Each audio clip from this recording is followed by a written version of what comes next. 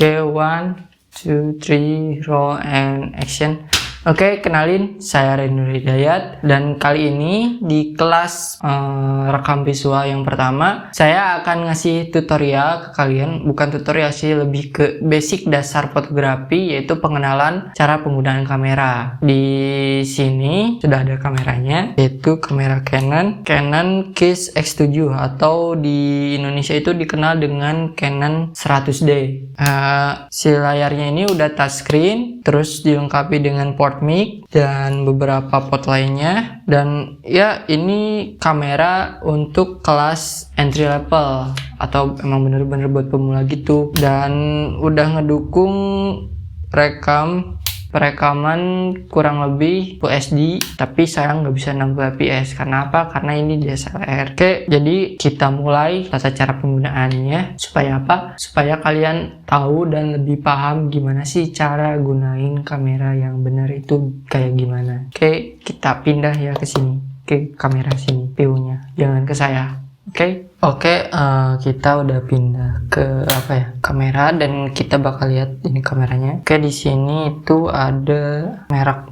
Nah, ini EOS Case X7 Canon, dan sekarang kita itu gunain lensa kit yang 18 ke 55 mm. Oke, ini udah agak aktif ya.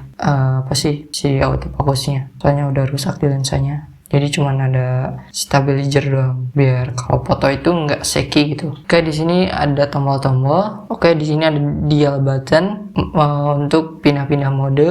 Terus di sini ada button ISO atau function kayak pintasan gitu. Terus di sini ada tombol on off sama perpindahan ke mode video. Terus di sini ada live view. Terus ini ada button menu sama info menu, atau ini bisa jadi display menu. Terus di sini ada D-pad buat kursor.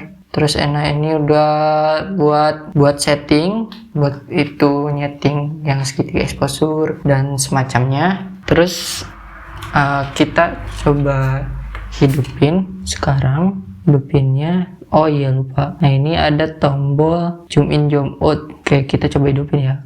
Nah, tombolnya yang ini, on no card in camera. Oke, berarti ini di sini belum terpasang kartu memori. Kita pasang dulu. Oke, nah cara pasangnya di sini, ada yang di sini, ada yang di samping. Kalau ini versi 100D itu ada di bawah ya, gabung sama baterai. Nah, kelihatan kan? Oke, sebentar, kita simpan dulu. Kita ambil kartu memorinya. Oke. Kalau kartu memori buat buat kamera itu bentukannya kayak gini. Terus kalau memori SanDisk yang ori itu ada bentukannya, kalau nggak salah ada ciri khasnya lah tersendiri. Oke, kita pasang aja dulu lah.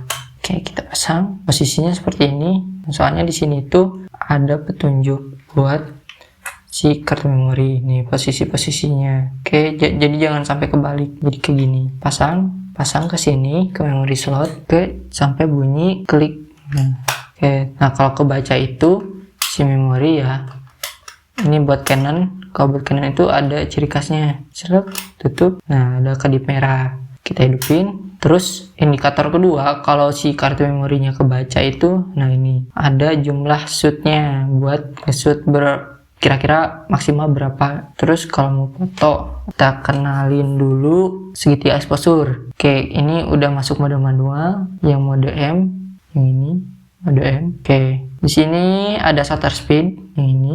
Terus ada aperture, terus di sini ada ISO. Fungsinya dari tiga hal ini tuh buat ngasilin foto yang emang bener bagus gitu. Nah, terus shutter speed itu buat ngatur apa sih? Nah, shutter speed itu buat ngatur jepretannya, buat ngatur yang ada di sini belakang lensa. Nah, di sini kan ada mirror tuh. Nah, di bawah sini tuh ada shutternya buat jepret. Jadi kecepatan shutternya kalau semakin tinggi itu si ini, maka makin gelap. Nih contohnya. Tuh, kalau makin rendah makin terang. kalau semakin tinggi semakin gelap. Jadi gitu konsepnya. Terus setelah itu di sini tuh ada lagi yang namanya aperture. Kalau semakin tinggi semakin gelap, semakin kecil maka semakin terang. Sama kayak shutter speed. Kalau ISO semakin tinggi maka semakin terang. Tapi di sini nanti bakal ada noise gitu. Jadi buat penggunaan ISO itu ada batas maksimalnya. Oke, kita pahamin dulu aja deh yang 3 ini. Oke, kita coba makin cepat. Maka suara shutternya akan kayak gini. Oke, kenapa gelap? Karena ya si shutternya itu tinggi. Nah, ini contoh foto kalau penggunaan cahayanya kalau oke kayak gini. Nah, terus kita kecilin lagi deh. Nah, cara mindah-mindahin ini yang 3 ini itu, nah ini buat pintasan, buat ngatur si aperture. Nah, terus ini ada scroll wheel ini buat mindahin ini nih yang shutter. Nah, kalau ISO, nah tadi kan ada tuh ISO, tinggal pencet terus kita pindahin ke berapa gitu. Oke. Terus kalau ada yang nanya, gimana sih Kak, dia kalau ini kan di kamera DSLR ya, kalau di HP itu gimana sih cara nyeting-nyetingnya? Kurang lebih sama, kalian tinggal buka kamera, terus nanti kalian kalian ganti ke mode profesional. Nah, di sana kalian ganti yang 3 hal tadi di sini, yang ISO, terus aperture, semuanya deh. Nah, yang berkaitan itu kalian ganti, kalian setting sampai si gambar itu yang dihasilin itu kayak gini. Jadi sesuai sama realitanya. Terus gimana cara biar tahu ini pas atau enggak? Kalian pencet info di sini. Nah, kalian bakal munculin yang namanya kurva ini. Kurva apa ya? Apalagi kalau gak salah ini kurva buat ngituin pencahayaan. Nah, kalau semakin berat ke kiri, maka si pencahayaannya itu masih kurang.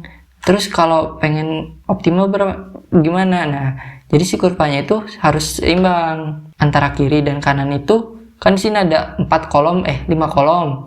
Nah, jadi si kolom-kolom ini itu harus pas sesuai sama apa yang ada di sesuai penglihatan kita. Kalau jernih, kalau gelap gitu. Tapi kalian kalau gak mau kayak gitu juga bisa. Kalian bisa matokin kalau mau gaya potret apa ya?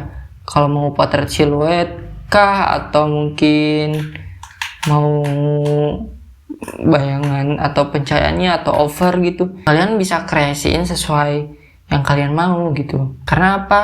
Karena fotografi itu kan melukis dengan cahaya. Sama halnya dengan videografi kan menangkap cahaya. Nah, kalau videografi juga settingannya sama kayak fotografi. Jadi kalau kalian udah paham yang namanya segitiga exposure atau ya cara nyetel yang shutter speed, aperture sama ISO, ya kalian tinggal santai. Tapi dalam videografi itu si fps itu dikali 2. Jadi shutter speednya itu dikali 2 fps. Misal kalau sekarang kan ini fps-nya 30 ya, 30 fps. Kalau 30 fps berarti di sini si shutter speednya kalau pengen motion blur-nya natural itu harus 60 ini. Harus di 60 shutter speednya. Karena soalnya si fps-nya itu 30, jadi 30 kali 2. Tapi itu juga kalau objeknya diem. Kalau kalian pengen lebih natural lagi, berarti shutter speednya itu harus lebih tinggi lagi, bukan lebih natural. Jadi si motion blur-nya itu hilang, karena si penangkapan gambarnya juga lebih cepat gitu. Mungkin segitu dulu aja dari saya. Nah, kalau ada yang mau ditanyakan, kalian tanyain dulu ke komentar atau hubungi saya di Instagram di @ransproject_. Oke. Nah, gitu teman-teman. Kalau kalian mau belajar fotografi sama videografi itu, yang paling utama dulu itu kalian harus tahu dulu tombol-tombol yang ada di kameranya, fungsi-fungsinya, terus cara nyetingnya gimana. Nah, terus harus pahamin yang namanya segitiga exposure. Karena segitiga exposure itu hal paling dasar di dalam fotografi dan videografi. Kalau kalian nggak tahu itu, ya kalian nggak bakal bisa gunain kamera gitu. Ya mungkin bisa-bisa aja gunain kamera, tapi gak maksimal, soalnya kalian gunain mode auto gitu. Nah mungkin kalau kalian ada yang mau ditanyain, tanyain aja di kolom komentar, atau hubungin saya ke Instagram di @ranceproject_ atau ke @randynurhidayat_, atau kalian bisa langsung kontak pribadi saya yang ada di link tree-nya Rekam Visual. Oke, sekian, saya Randy Nur Hidayat. Semoga berjumpa lagi di lain kesempatan di materi selanjutnya. Terima kasih dan jangan lupa untuk terus belajar. Bye bye.